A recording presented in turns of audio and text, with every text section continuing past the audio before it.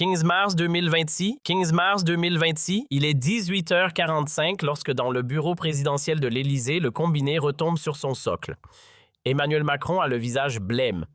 À l'autre bout du fil, Sébastien Lecornu, son premier ministre depuis 18 mois, vient de prononcer les mots que personne n'attendait, sa démission est cette fois définitive.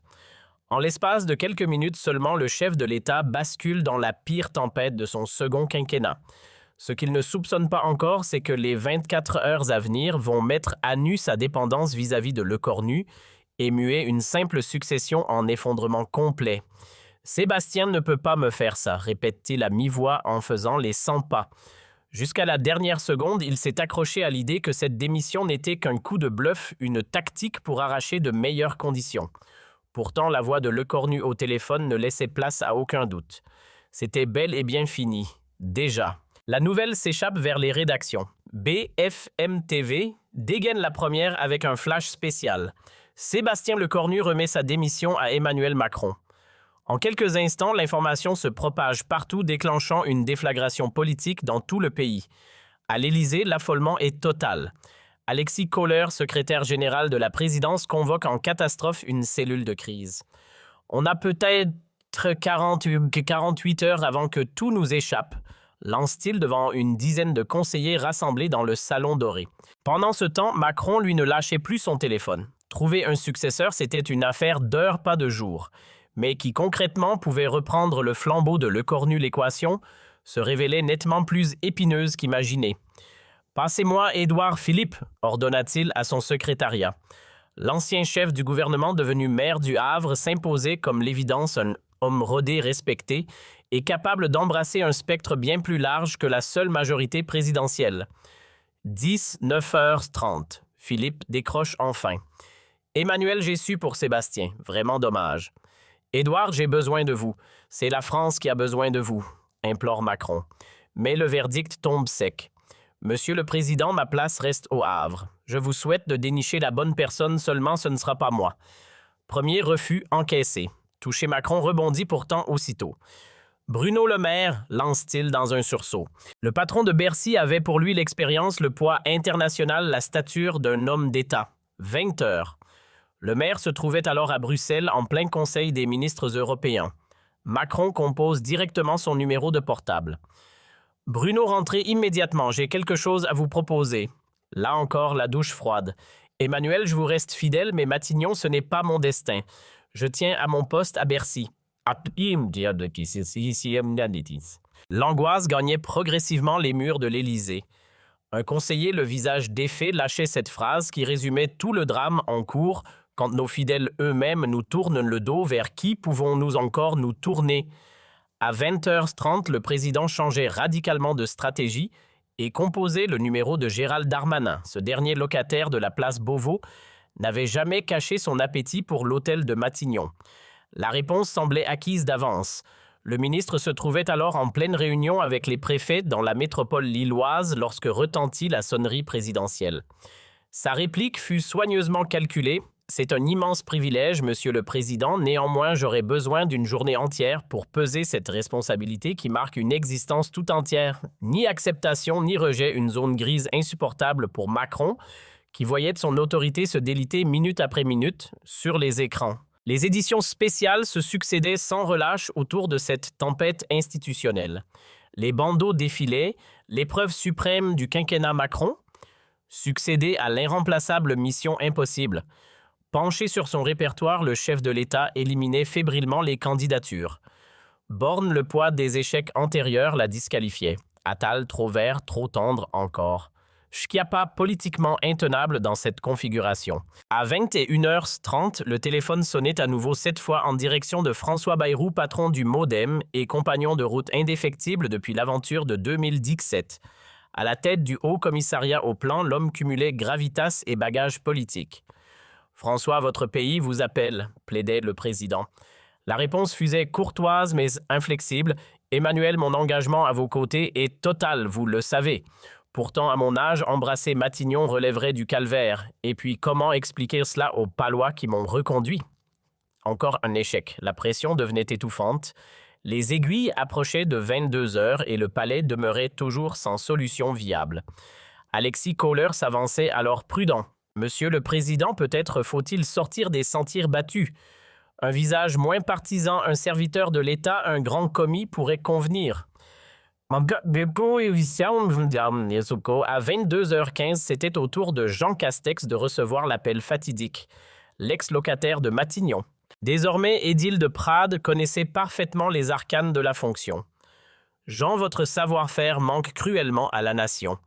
Sa voix trahissait une lassitude profonde. Emmanuel, j'ai déjà offert mes années à Matignon. Le tribut humain fut colossal. Mes proches ont trop souffert, je ne replongerai jamais dans cet enfer. Quatrième porte qui se refermait. Dans les couloirs feutrés de l'Élysée, l'angoisse gagnait peu à peu les conseillers. Et si personne, vraiment personne n'acceptait, murmurait l'un d'entre eux à mi-voix. Acculé Macron en venait même à composer le numéro de Michel Barnier. L'ancien négociateur du Brexit, figure que la droite républicaine respectait encore, aurait pu symboliser un geste d'ouverture politique. Michel, le pays traverse une tempête. Votre savoir-faire européen serait précieux. Monsieur le Président, je suis flatté, mais à mon âge, le défi serait disproportionné. Et puis mes amis républicains ne l'accepteraient jamais. Cinquième porte qui se referme. L'horloge frôlait les 23 heures et le chef de l'État n'avait toujours pas le moindre nom à inscrire à Matignon. Au même moment, sur les réseaux sociaux, l'incendie se propageait, le hashtag Macron en panique, trusté des tendances de Twitter, les opposants politiques se ruaient sur cette aubaine pour fustiger l'impréparation du sommet de l'État. Macron prend conscience qu'il est seul, postait Marine Le Pen. Plus personne ne veut endosser sa politique d'échec. Jean-Luc Mélenchon enfonçait le clou. Le roi n'eut cours après ses courtisans. Mais qui voudrait reprendre un bilan aussi désastreux? 23h30. Dans le silence de son bureau, Macron se laissait tomber au fond de son fauteuil vidé. Comment a-t-on pu en arriver à ce point? Lâchait-il en se tournant vers Alexis. Sébastien, c'était notre colonne vertébrale, notre unique boussole. Sans lui, il ne nous reste plus personne. Cet aveu lourd de sens mettait à nu l'ampleur du désastre. En l'espace de 18 mois, le Cornu s'était rendu absolument irremplaçable. C'était lui qui désamorçait les crises, lui qui parlementait avec les députés, lui qui portait sur ses épaules les dossiers les plus brûlants. Son départ ouvrait un gouffre vertigineux. Minuit sonne, Macron tente une ultime approche. Catherine Vautrin, ministre déléguée chargée des territoires. Catherine, vous cumulez l'ancrage local et le poids national. Monsieur le Président, votre confiance me bouleverse, mais je ne m'estime pas armé pour Matignon. Le fardeau dépasse mes épaules. 6e refus. La nuit promettait d'être interminable. 0h30. Au bout du rouleau, Macron se résolvait à grappiller quelques heures de sommeil. On reprendra à l'aube. Quelqu'un forcément finira par dire oui. Pourtant, l'assoupissement le fuyait. Le président passa la nuit à repasser dans sa tête les derniers mois aux côtés de Le Cornu, l'enchaînement des batailles menées épaule contre épaule, cette connivence tissée fil après fil entre les deux hommes. 6 heures sonnaient à l'horloge présidentielle. Cela faisait déjà 60 minutes que le chef de l'État scrutait les éditions matinales étalées sur son bureau. La presse entière convergeait vers le même sujet brûlant. Les manchettes s'enchaînaient impitoyablement, la traque désespérée d'un chef de gouvernement. L'Élysée pris dans la tempête institutionnelle. Un collaborateur faisait son entrée dossiers en main. Monsieur le Président qui voudra encore endosser le costume de Premier ministre. Les places financières s'affolent. La monnaie unique s'effondre contre la devise américaine. Le retour au calme est une nécessité absolue. À 7h30, le marathon téléphonique reprenait. Le président élargissait considérablement le cercle des prétendants potentiels, allant chercher des figures plus discrètes, un ex-titulaire de la rue de Varennes en charge du monde agricole, une ancienne responsable des affaires territoriales, et jusqu'à des profils initialement écartés malgré toutes les réserves. Le verdict tombait invariablement formulé avec courtoisie mais sans appel. L'envergure du séisme politique, le climat délétère, la dégringolade dans les enquêtes d'opinion refroidissaient même les plus assoiffés de pouvoir. 8 heures et l'évidence devenait insupportable pour le locataire de l'Élysée. Aucun candidat ne se profilait à l'horizon. Un proche conseiller osait alors presque en chuchotant « Monsieur le Président, et si l'on tendait la main à votre Premier ministre démissionnaire, une porte pourrait peut-être se rouvrir. » L'idée plongeait l'assistance dans un mutisme pesant. Faire machine arrière après une demi-journée de quête vaine équivalait à signer publiquement sa déroute à proclamer Urbi et Orbi son incapacité à gouverner sans cet homme. 8h30 et l'amour-propre du président ployait sous le poids du réel. Composez son numéro, soufflait-il à peine. Le secrétaire général marquait un temps d'arrêt visible. Monsieur le Président, mesurez-vous bien la portée de ce geste? L'information finira par fuiter, c'est inévitable. Faites ce que je dis, trancha le chef de l'État, la voix coupante comme une lame. Allô, Emmanuel? Il faut qu'on discute sérieusement. Votre départ, une issue négociée reste envisageable, n'est-ce pas? Emmanuel, j'ai pris ma décision en pleine conscience. Mes motivations vous ont été exposées clairement la nuit dernière. Le pays vous réclame, moi-même je vous réclame. Ces 12 dernières heures m'ont brutalement révélé combien votre présence était irremplaçable. Pour la toute première fois depuis son entrée en fonction, le président s'humiliait ouvertement face à un membre de son équipe. 9 heures passées, l'échange s'éternisait. Le locataire de l'Élysée empilait les plaidoyers, la grandeur de la République, l'équilibre du régime, les chantiers brûlants en suspens. Emmanuel, vous exigez de moi un revirement sur un choix longuement médité. Cela supposerait des engagements fermes, une refonte profonde de notre méthode commune. Une faille minuscule s'ouvrait, mais une faille néanmoins.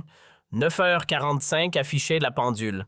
Énumérez vos exigences, je m'engage à toutes les satisfaire sans exception. L'effondrement était consommé. Le premier personnage de l'État marchandait son destin politique auprès de son chef de gouvernement sortant. Les conditions tombaient une à une, pleine latitude dans la composition ministérielle, faculté de bloquer certaines orientations élyséennes, garantie absolue contre toute contradiction médiatique. Validez, s'empressait d'accorder le président, vos volontés feront loi. Reprenez les clés de Matignon, je vous en conjure. 10h30, donnez-moi un délai de réflexion. Lâchait finalement le démissionnaire. Quelques heures suffiront. Une réponse qui sonnait déjà comme un triomphe pour le palais. Après 13 heures d'angoisse paroxystique, l'horizon s'éclaircissait enfin. Du côté de l'entourage présidentiel, on respirait à nouveau ou presque. Sébastien va finir par dire oui, chuchotaient les conseillers entre eux. Il ne peut pas planter le président de cette manière. Mais l'attente, elle reprenait de plus belle. Le cornu lui prenait tout son temps jaugeant à la perfection le poids nouveau qu'il avait dans la balance. Nouvelle sonnerie sur le portable, nouvel appel de Macron. Sébastien, alors vous avez tranché? Je suis encore en train de peser le pour et le contre, Emmanuel. La décision n'est pas anodine. 12h30.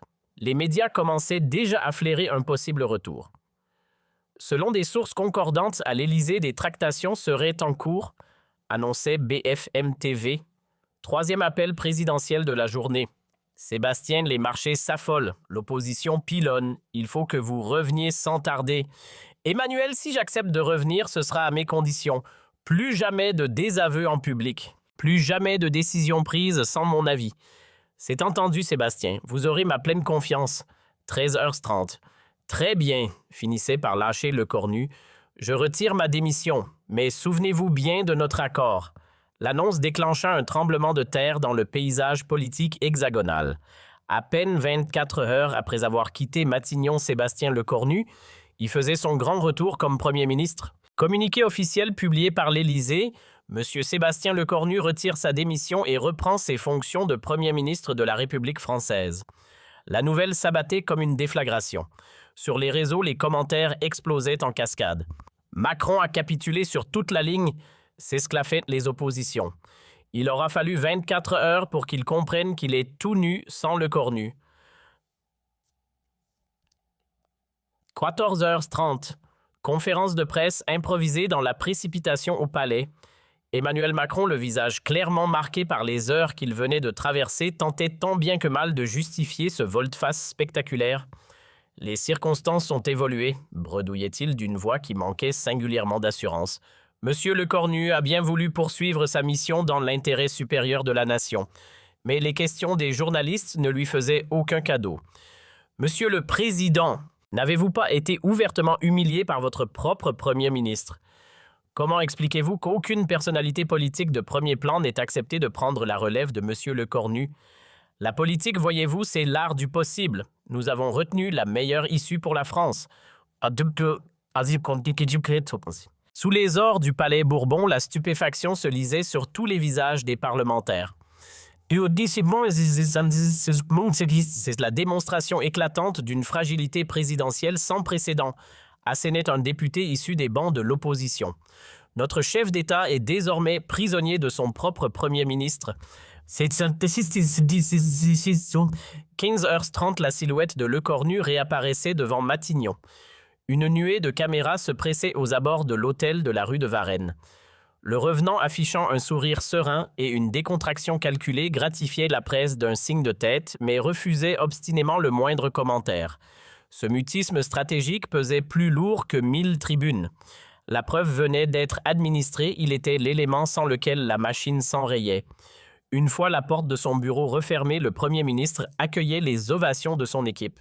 « Monsieur le Premier ministre » lançait un proche dans un éclat de rire. « Vous venez d'enseigner au chef de l'État ce qu'est l'exercice véritable du pouvoir. » Ceci, Tchongbuki a organisé ses 16h dans la 31e réunion gouvernementale post-séisme. L'air était saturé d'électricité. Le président, faisant face à son aréopage ministériel, s'efforçait d'afficher une normalité de façade, mais nul n'était dupe, le rapport de force venait de basculer. Lecornu n'incarnait plus simplement la fonction de chef de gouvernement, il s'imposait comme la pièce maîtresse, le rouage central sans lequel l'horloge républicaine s'arrête. Les décryptages politiques fusaient déjà de toutes parts. Le président vient de signer la fin de son autorité, tranchait sans appel un éditorialiste d'un grand quotidien de droite. 24 heures auront suffi à exposer son incapacité totale à gouverner sans son chef de gouvernement. 17h30 du côté des forces d'opposition, l'occasion était trop belle pour ne pas être saisie au vol. Le quinquennat agonise sous nos yeux, assénait la chef de file de l'extrême droite. La preuve est désormais administrée, nous avons affaire à une marionnette présidentielle dont les ficelles sont tirées par Matignon. Le tribun de la France insoumise renchérissait avec férocité. Ce séisme dévoile l'essence véritable du macronisme, un homme isolé dénué de troupes suspendu intégralement aux décisions de ses lieutenants. 18 heures premières remontées d'enquête, flash, le baromètre présidentiel s'effondrait de 8 points en l'espace d'une journée, celui du chef de gouvernement. Par un retournement spectaculaire grimpait dans le même temps. 18h30, retranché dans son cabinet élyséen, le chef de l'État dressait le constat amer de ses heures cauchemardesques en compagnie de son cercle rapproché. L'apocalypse a été évité de justesse, s'efforçait de relativiser le secrétaire général de la présidence. Le Premier ministre a regagné son poste, l'attelage gouvernemental tient debout. Alexis lâchait Macron d'une voix où perçait toute l'amertume du monde. J'ai passé 24 heures à mendier auprès de tous mes anciens ministres pour qu'ils me tendent la main et pas un seul n'a accepté. Et au bout du compte, j'ai dû me mettre à genoux devant Sébastien pour qu'il accepte de rentrer. C'est sans conteste la pire humiliation que j'ai connue depuis que je fais de la politique. Les retombées de cette crise se dessinaient déjà contour après contour.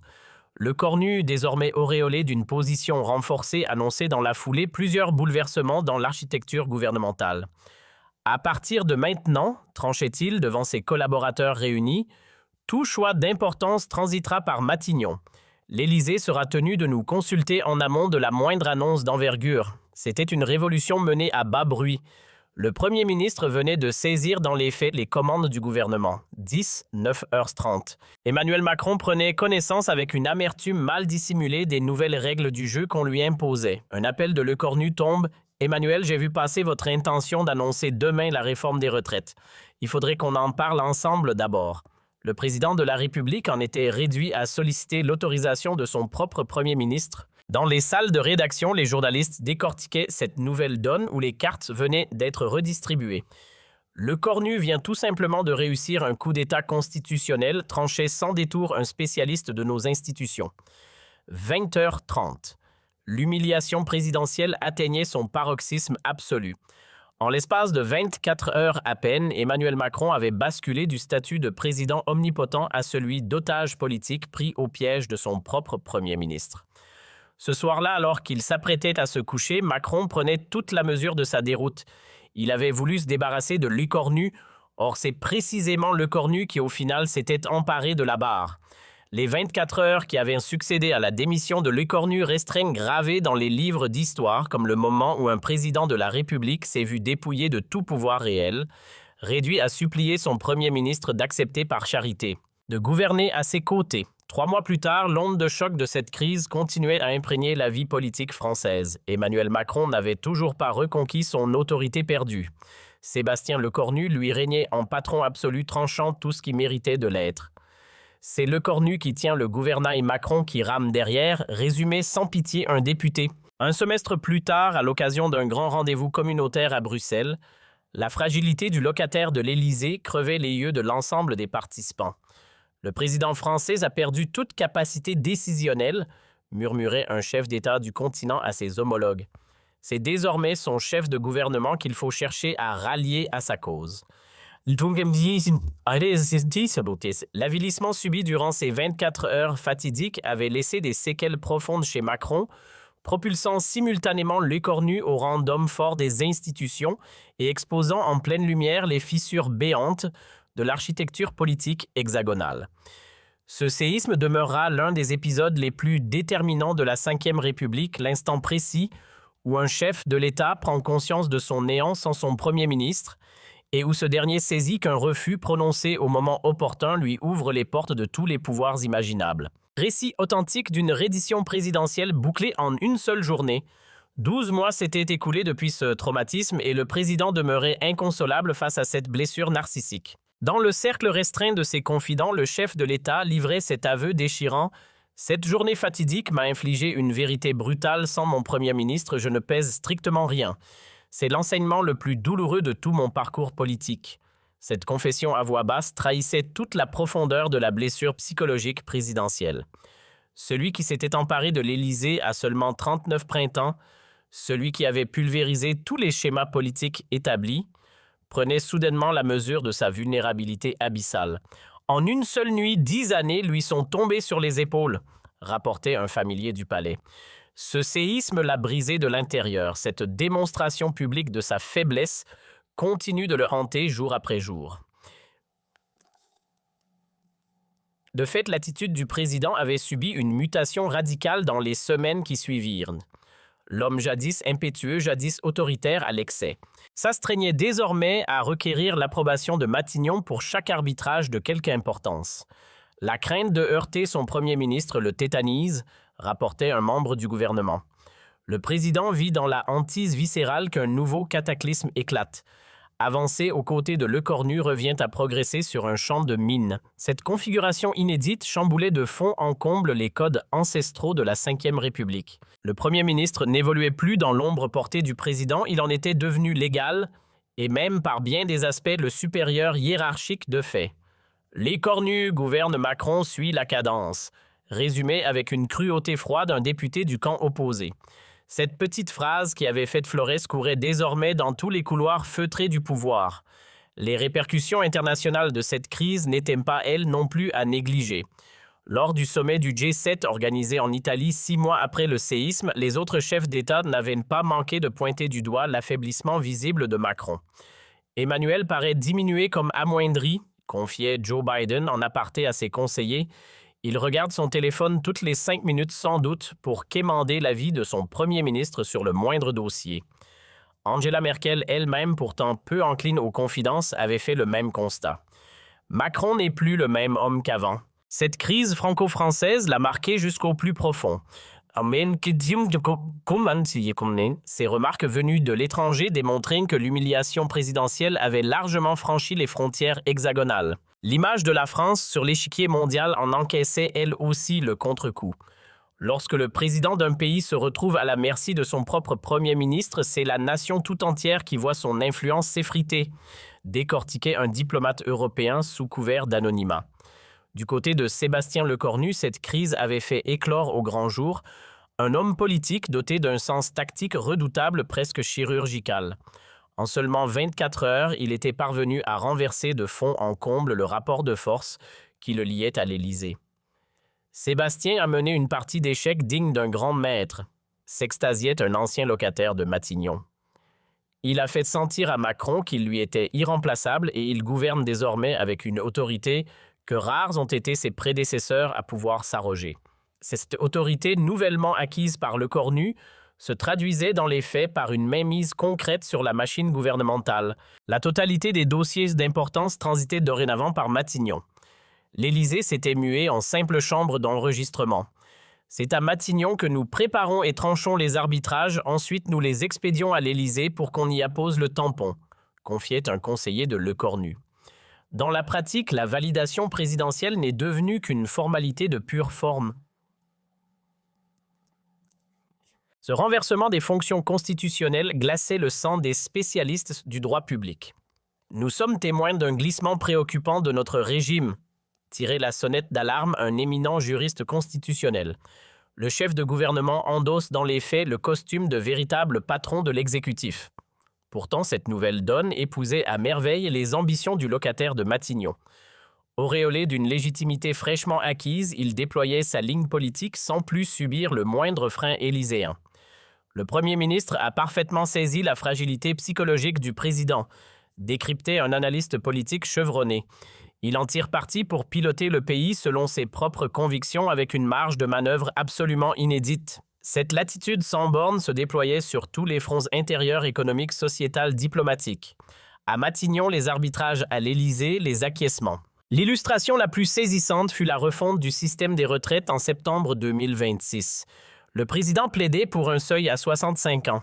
Le chef du gouvernement lui défendait 64. C'est cette dernière mouture qui fut entérinée sans le moindre débat. Le matin, le palais évoquait 65 ans. Quelques heures plus tard, le couperet tombait à 64, racontait un chroniqueur parlementaire. Entre les deux, Matignon avait retourné l'Élysée comme une crêpe. Cette scénette d'apparence anecdotique cristallisait à merveille la nouvelle pyramide du pouvoir. Le chef du gouvernement dictait, le président encaissait. Les rangs de l'opposition ne se privaient évidemment pas de capitaliser sur cette débâcle élyséenne. La chef de file de l'extrême droite assonnait coup sur coup. Notre président n'est désormais qu'une marionnette de scène dont les gestes sont commandés par Matignon. Le tribun de la gauche radicale enfonçait le clou avec délectation. Nous avons hérité d'un exécutif bicéphale, mais un seul cerveau y fonctionne véritablement, celui qui siège rue de Varennes. Ces banderilles cinglantes faisaient une mouche à chaque envoi. Le locataire de l'Élysée demeurait incapable de réendosser le costume d'autorité présidentielle hérité de la Ve République. Le président est rongé par ce que les psychologues appellent le syndrome de Stockholm transposé à la politique, persiflait un éditorialiste mordant. Il s'est attaché viscéralement à celui-là même qui le piétine quotidiennement. Cette servitude psychologique éclatait au grand jour lors de chaque rendez-vous solennel. Pour les vœux à la nation de janvier 2027, le président avait sollicité l'avis de Matignon jusqu'à l'ultime seconde. L'allocution a fait l'objet de relectures successives par les équipes du Premier ministre qui y ont apposé leurs corrections, révélait un conseiller du palais.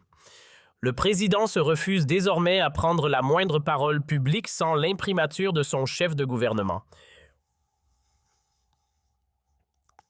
Cette configuration kafkaïenne soulevait des interrogations vertigineuses sur l'essence même du pouvoir républicain. Un chef d'État porté à la fonction suprême par les urnes pouvait-il réellement se muer en captif de son chef de gouvernement simple nommé « C'est un cas absolument inédit dans nos annales républicaines », insistait un spécialiste reconnu de l'histoire politique française. Jamais auparavant un président n'avait sombré à ce niveau de soumission face à son premier ministre. Cette emprise s'étendait jusque dans les recoins les plus triviaux du quotidien. Le locataire de Matignon arrêtait personnellement les listes des convives aux dîners élyséens, donnait son aval sur l'emploi du temps présidentiel, chapeautait l'ensemble des déplacements officiels. Le Premier ministre verrouille la moindre parcelle d'activité, confiait un huissier en poste depuis des décennies au palais, jusqu'aux cartes des repas protocolaires qui doivent recevoir le visa de la rue de Varennes avant validation. Cette gestion à la loupe trahissait l'ampleur sidérante de la mainmise lecornienne sur l'ensemble de la machinerie présidentielle. Plus une virgule, plus un détail n'échappait à l'œil acéré du chef du gouvernement. Devant un tel tableau, le premier cercle historique de Macron commençait sérieusement à s'alarmer. Alexis, Kohler, Ismaël et Mélien Sibet Ndiaye. Chacun à sa manière mesurait l'affaissement spectaculaire de leur champion d'autrefois. Emmanuel n'est plus du tout le même homme, glissait l'un d'entre eux à voix basse. Cette humiliation l'a fissuré jusqu'à l'os. Il doute désormais de tout et de tout le monde, y compris de ses collaborateurs les plus fidèles.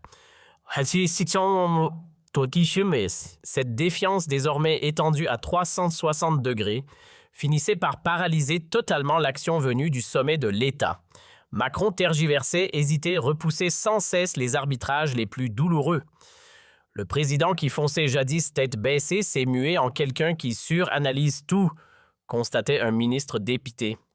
Paradoxe cinglant, cette prudence nouvelle se retournait contre lui car pendant que l'Élysée tergiversait, Matignon lui tranchait dans le vif. Ce décalage de tempo ne faisait que muscler davantage l'autorité du chef du gouvernement.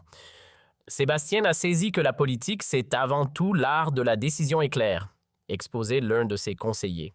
Pendant que l'Élysée cogite, Matignon exécute. Cette philosophie du geste immédiat séduisait les Français exaspérés par les années d'atermoiement gouvernemental qui avaient précédé. Les sondages affichaient cette préférence avec une netteté implacable. 67% de nos concitoyens accordaient désormais davantage leur confiance à Lecornu qu'à Macron pour trancher vite et bien. Ces statistiques ravageuses pour l'Élysée confirmait noir sur blanc l'inversion intégrale du capital de popularité entre chef de l'État et chef du gouvernement. Du jamais vu, c'est purement historique, commentait Médusé, un institut de sondage. Jamais un premier ministre n'avait à ce point écrasé son président dans les baromètres d'opinion. Cette cote spectaculaire dont jouissait Lecornu alimentait, comme on pouvait s'y attendre, toutes les spéculations sur la suite. Nombreux étaient ceux qui voyaient déjà en lui le candidat naturel du camp présidentiel pour la présidentielle de 2027. Et même si Emmanuel décidait de se représenter, il aurait toutes les peines du monde à légitimer sa candidature face à Sébastien. La perspective d'une candidature Lecornu glaçait littéralement l'Élysée d'effroi. Ce serait l'ultime camouflet, se faire évincer par celui-là même qui l'avait dominé tout au long du quinquennat. Emmanuel est tétanisé par cette hypothèse, confiait un proche. Il sait pertinemment que Sébastien a en main toutes les cartes pour prendre sa suite. Ces cartes maîtresses, on ne pouvait les contester. Popularité dans les sondages, expérience aguerrie au sein de l'exécutif, carnet d'adresses politique fourni et par-dessus toute une image d'efficacité redoutable. Lecornu, c'est la compétence faite homme là où Macron s'est enlisé dans l'amateurisme, résumait un politologue. Si l'on devait organiser la présidentielle demain matin, il partirait grandissime favori. Cette grille de lecture, partagée par une foule d'observateurs avertis, donnait toute la mesure du séisme politique provoqué en quelques mois à peine par cette crise désormais historique. Le verdict tombait implacable.